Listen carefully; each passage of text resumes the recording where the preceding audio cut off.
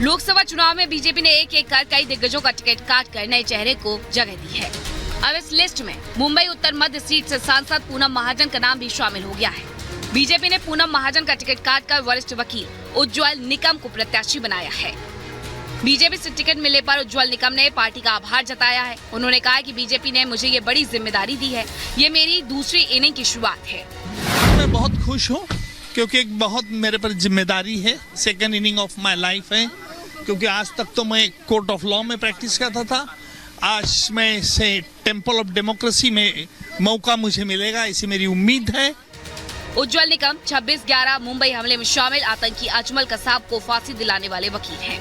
यही वजह है कि बीजेपी ने उन्हें टिकट देकर राजनीति में नई पारी की शुरुआत करा दी है। अब उज्ज्वल निकम मुंबई उत्तर मध्य सीट जीतकर बीजेपी के खाते में डाल पाएंगे, ये तो 4 जून को ही साफ हो पाएगा। Bureau report, Republic Bharat.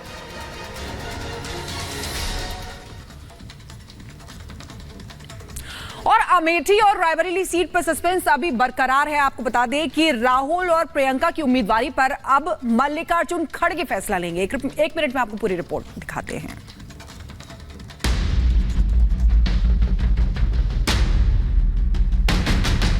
चौबीस के रण में अब तीसरे चरण की बारी है, लेकिन इससे पहले सियासी रण दिलचस्प होते जा रहा है। खबर है कि राहुल गांधी अमेठी और प्रियंका गांधी रायबरेली सीट से चुनाव लड़ सकती हैं। सूत्रों के मुताबिक कांग्रेस सीसी की बैठक में ये प्रस्ताव दिया गया। हालांकि आखिरी फैसला कांग्रेस अध्यक्ष मल्लिकार्जुन खड़गे को करना है। सीसी की बैठक में कांग्रेस नेता केसी वेणुगोपाल, प्रताप सिंह बाजवा और अमरिंदर सिंह राजा वड़िंग समेत कई दिग्गज शामिल थे। दावा किया जा रहा है कि जल्द ही बैठक कर अमेठी और रायबरेली पर कांग्रेस उम्मीदवार का ऐलान कर सकती है। रायबरेली से प्रियंका का नाम तय किए जाने की उम्मीद है। सोनिया गांधी के चुनावी राजनीति से अलग रहने के ऐलान के बाद रायबरेली में भी अब तक सस्पेंस बना हुआ है।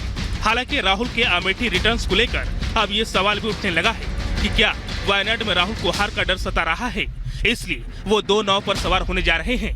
Bureau report, Republic Bharat.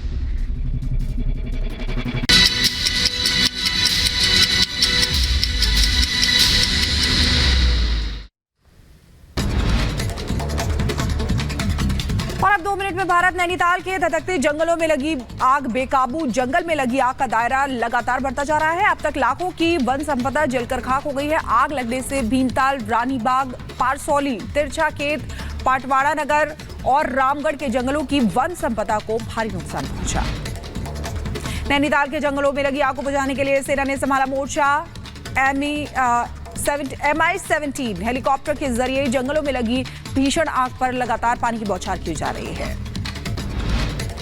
Nainital के आसपास की सभी झीलों की बोटिंग को रोका गया। प्रशासन जल्द आग पर काबू पाने का दावा कर रहा है। नैनीताल से लगे भूमियाधार, नारायण नगर, भवाली, रामगढ़, मुक्तेश्वर की जंगलों में आग लगी हुई है।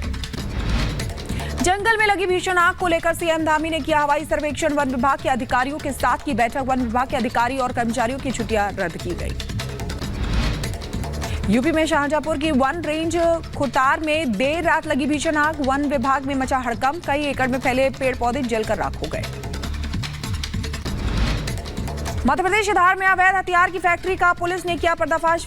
22 देशी कट्टे समेत हथियार बनाने की सामग्री जब्त की गई। यूपी के बुलंदशहर में एक महिला टीचर ने जमकर किया हंगामा। अपने पड़ोसी के घर पे घुसकर जमकर की तोड़फोड़। वीडियो सोशल मीडिया पर वायरल। गुजरात में एटीएस और एनसीबी की साझा कार्रवाई में बड़ी सफलता। 3 राज्यों में नशे के कारोबार का नेटवर्क ध्वस्त कर दिया गया। एनसीबी और एटीएस ने मास्टरमाइंड समेत 7 लोगों को गिरफ्तार किया।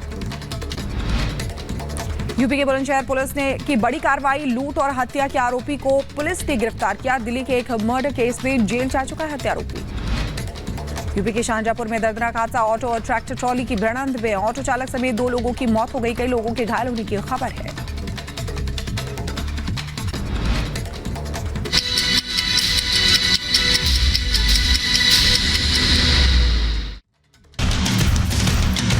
जो मिल ना रही हो, आप गेहूं ले लो, कुटी ले लो, प्रधानमंत्री जोन सी भी चीज, आयुष्मान कार्ड ले लो।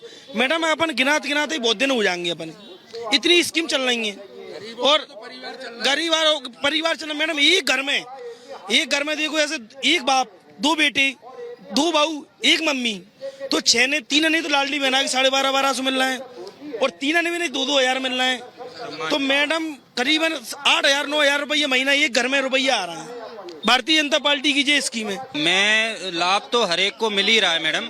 बाकी मेरा यूथ का मुद्दा जो है, राम मंदिर, धारा 370 और मोदी जी जिस प्रकार से देश को चला रहे हैं, तो यूथ पूरा मोदी जी के साथ है। लेकिन कांग्रेस पार्टी मल्लिकार्जुन खड़गे कह रहे हैं 370 का एमपी राजस्थान उत्तर प्रदेश में क्या काम है, 370 का काम कश्मीर में है, वहाँ बात बता देता हूँ, 370 देश का मुद्दा है, ना कि किसी प्रदेश का। प्रदेश तो सभी देश में आते हैं ना, सभी मेन देश का मुद्दा है। मैं मध्य प्रदेश में रहता हूँ, तो क्या मैं देश को नहीं देखूंगा? देश पहले है मेरे लिए, तो मैं तो देश के लिए 370 देखूंगा ना। प्रदेश नहीं है मैडम, प्रदेश तो देश में ही आते हैं ना, मेन देश है हमारे लिए, तो देश को बोलेंगे हम।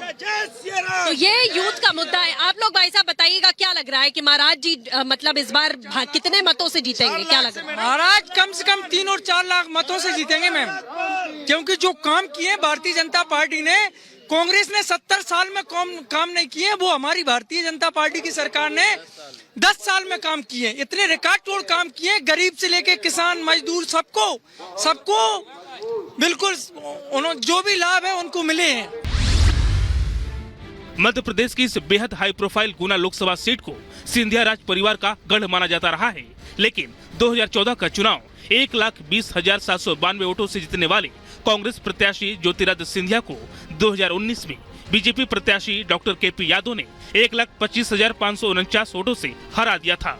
14 बार लगातार अजय रहने वाले सिंधिया परिवार के किसी प्रत्याशी की गुना शिवपुरी में यह पहली हार थी।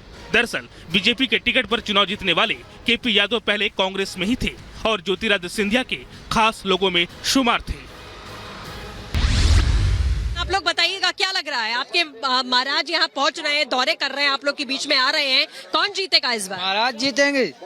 काय जीतेंगे?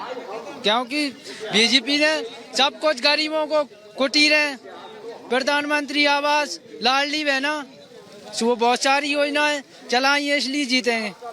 क्या मुद्दा है भैया आपका? क्या सोच के जाएंगे वोट करने के लिए? वोट करके सोच के जाएं, भारतीय जनता पार्टी ने हमको सब कुछ दिया है, जो कांग्रेस पार्टी थी पहले उसने कुछ भी नहीं दिया। आजकल मेरे घर में ही बता रहा हूँ 3 लाख रुपए साल के भारतीय जनता पार्टी दे रही है। किसान सम्मान निधि है, लाडली बहन योजना है, ये मुझे सब कुछ मिला है। और इतने में ही मेरे को और मेरे भाई को कुटी भी आई है। हाँ, आप लाभार्थी भी हैं? हाँ। क्या लग रहा है सर, क्या महाराज जीतेंगे या फिर कांग्रेस पार्टी ने जो दाव खेला है इस बार फिर से एक यादव कैंडिडेट को उतारा है जो कि पहले बीजेपी में ही थे, क्या लग रहा है? आपकी महाराज दोबारा जीतेंगे और बहुत अच्छे वोटों जीतेंगे, क्योंकि महाराज का जो काम करने का तरीका है ना, वो कोई और नेताओं में नहीं है। युवा है, अच्छे जोश है उनमें, जनता के बीच में आते हैं, जनता की योजनाओं को बनाते हैं। और मेरे मामा के लड़के को उनने फ्री में इलाज कराया दिल्ली में, आज वो बहुत अच्छा है और महाराज ने बहुत अच्छे तरीके से उसको हॉस्पिटल में भर्ती करवाया था। मेरे मामा जी के लड़के को मैं दिल्ली ले गया था, तो महाराज ने सब काम छोड़ के उसको एडमिट करवाया था और आज वो अच्छा है। गुना लोकसभा सीट में 8 विधानसभा क्षेत्र गुना, बमोरी, शिवपुरी, कोलारस, पिछौर, चंदेरी, मुंगावली और अशोकनगर आते हैं। 8 विधानसभा सीटों में से 6 पर बीजेपी का कब्जा है, तो 2 पर कांग्रेस ने विधानसभा चुनाव जीता है। आप लोग जरा बताइएगा, क्या माहौल लग रहा है भैया, कौन जीते? अब की बार महाराज जीतना चाहिए। और विकास की बात करें तो विकास तो उन्होंने ऐसे किए हैं जो सभी यहाँ के स्थानीय सभी लोग जानते हैं, बहुत अच्छा काम किया है विकास के दौर में। ज्योतिरादित्य सिंधिया को लेकर इस बार कांग्रेस ने भी घेरेबंदी की है। कांग्रेस ने गुना सीट पर राव यादवेंद्र सिंह यादव को उतारा है। यादवेंद्र सिंह का नाता मुंगावली के उस परिवार से है जो सिंधिया का परंपरागत प्रतिद्वंदी रहा है। तो विकास की बात करती हुई यहाँ की जनता दिखाई दे रही है। जनता कह रही है कि महाराज जो है वो लगातार लोगों की मदद करते हुए नजर आए हैं और इसी के साथ में उनका ये भी साफ तौर पर कहना है कि इस बार जो है, इस बार सीधे तौर पर जीत ज्योतिरादित्य सिंधिया की होने वाली है। ये दावा किया जा रहा है यहाँ की जनता की तरफ से और कई लाख मतों का अंतर भी देखने को मिलेगा, ये यहाँ के लोग कह रहे हैं। विजय संजय के साथ सृष्टि पांडे, रिपब्लिक भारत।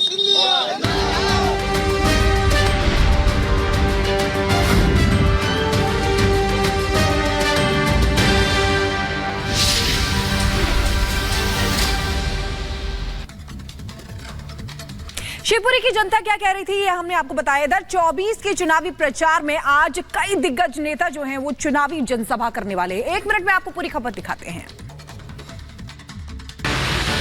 2024 का चुनावी किला फतेह करने के लिए बीजेपी पूरी तरह कमर कस चुकी है। 2 चरणों के बाद अब बारी तीसरे चरण की है, जिसके लिए बीजेपी के तमाम दिग्गज नेता लगातार मैदान में हैं, चुनाव प्रचार कर रहे हैं, जनता से आशीर्वाद मांग रहे हैं। आज की बात करें तो गृह मंत्री अमित शाह 80 के 80 किला फतेह करने के लिए उत्तर प्रदेश दौरा पर रहेंगे। कासगंज, मैनपुरी, इटावा और कानपुर में जनसभा को अमित शाह संबोधित करेंगे। इसके साथ ही पार्टी अध्यक्ष नड्डा की बात करें तो वो वेस्ट बंगाल और ओडिशा के दौरे पर रहेंगे। ओडिशा के गंज में सार्वजनिक बैठक को संबोधित करेंगे। इसके बाद नवरंगपुर में पार्टी प्रत्याशियों के लिए वोट मांगेंगे। उत्तर प्रदेश के मुख्यमंत्री योगी आदित्यनाथ भी लगातार चुनावी सभाओं को संबोधित कर रहे हैं। सीएम योगी आज यूपी के बरेली, बदायूं और एटा में रैली करेंगे। जनता से वोट की अपील के साथ प्रत्याशियों के लिए जीत का आशीर्वाद मांगेंगे। Bureau report, Republic Bharat.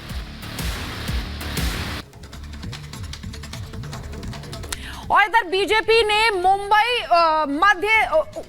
उत्तर मध्य सीट से पूनम महाजन का टिकट काटकर उज्जवल निकम को दिया है। 1 मिनट में आपको पूरी खबर दिखाते हैं।